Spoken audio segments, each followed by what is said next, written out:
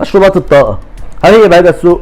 وليش من زمان نحن بنشوف على بس على سوبر ماركت او اي مكان بنشوف الممنوع للحوامل وللاطفال تحت 18 سنة؟ بهي الحلقة حنعرف ليش، حنشوف شو الاسباب الرئيسية لحتى تكون هي مضرة للصحة، فتابعوا الحلقة للأخير.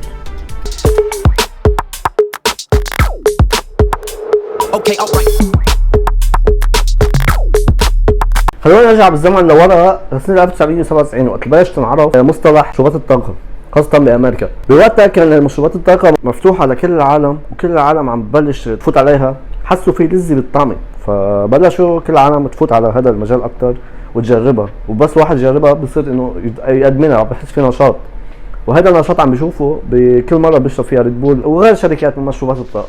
ومن سنتها لسنة 2010 زادت القيمة السوقية لل 10 بليار دولار. هذا هو الرقم هيدا كتير مهول يعني. صارت تتوزع حول الولايات المتحدة. معظم الابحاث بتقول انه الكافيين هو اساس الضرر بمشروب الطاقة، بس يا ترى الكافيين مش موجود بالقهوة، موجود بالشاي، موجود بالشوكولا، موجود بكتير انواع، فليش هو بالذات انه بريد بول عم بيكون التأثير السلبي تاعه، وليش وقفوه لتحت 18 سنة؟ خليكم معي لتعرفوا اكثر شو عم نحكي. لما نحكي عن كوب قهوة في قلبه 95 ل 100 جرام من الكافيين، وبينما بالنسبة للريد بول هو بقلبه 140 جرام كافيين، يعني اقل. بس ليش انه عملوا عليها هذا الضجة؟ وشو السبب انه منعوها وعملوا بلوك لكل الناس تحت 18 سنة؟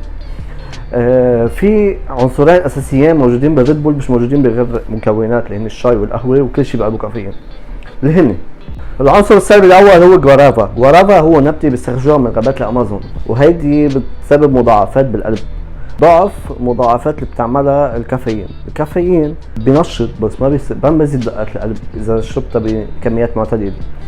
والعنصر الثاني اللي هو مضر كمان للصحة، العنصر السلبي الثاني فينا نقول هو التورين. التورين هو امينو اسيد بيتفاعل مع الجوافا اللي حكينا اول شيء عنها، دول الاثنين بيسببوا مضاعفات للقلب لدقات القلب. فعلشان هيك انعمل دراسات بالنسبة للناس اللي بيشربوا كتير مشروبات طاقة بجامعة بأمريكا، هحط لكم كل شيء بالفيديو.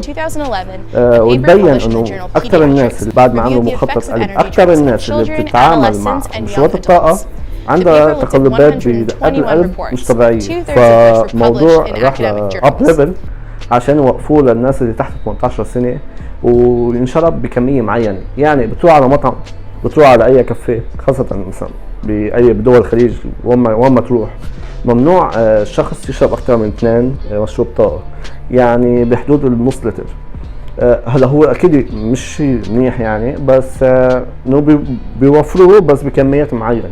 ليش؟ عشان ما توصل مضاعفات القلب ويكون عندك مثلا ADHD وانت مش قايلهم، فانت حتروح فيها. واذا انت مثلا عندك حدا بحب بيشرب كتير مشروبات طاقة، انصحه فرجيه على الفيديو، خليه يشوف الاساسيات السلبيات بالنسبة لهذا الموضوع، لانه نحن عم نشرب كمية قليلة. اوكي عم نشرب كان وحدة بالنهار، بس انت شوفها على مدة شهر، على مدة سنة، انت حتوصل لمرحلة انك انت اخذت جوافا بشكل كبير، وصلت غيرت لك نبضات قلبك وبتوصل لمضاعفات تانية انت ما بدك اياها.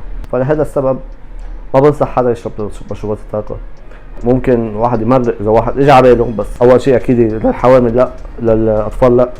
وبتمنى هذا الفيديو يوصل لاكبر عدد من الاطفال ليعرفوا شو السبب ليه هو مضر، لانه معظم الاطفال بوقتنا الحالي حتى عم بيشربوا هيدي دارك بلو، هي اكثر ضرر فيها اكثر جوافا، وهيدي جوافا كثير بتسبب اثار سلبيه بالنسبه للقلب، بالنسبه للاكتئاب، بالنسبه للفيتامين، بنقص لك كثير عدد فيتامين بالجسم، لانه انت عم تصير تستخرج كل الفيتامين اللي عندك لحتى تسرع دقات قلبك. فلهذا السبب عم بصير في عنا حالات كثير سكتة قلبية، امراض تانية. والدارك بلو على فكرة مش طيبة، انا بعرف كيف تشربها بس عن جد مش طيبة. وبس هذا كان فيديو اليوم، ما تنسوا تعملوا سبسكرايب، لايك، فعلوا زر التنبيه، ونشوفكم الفيديو الجاي. سلام.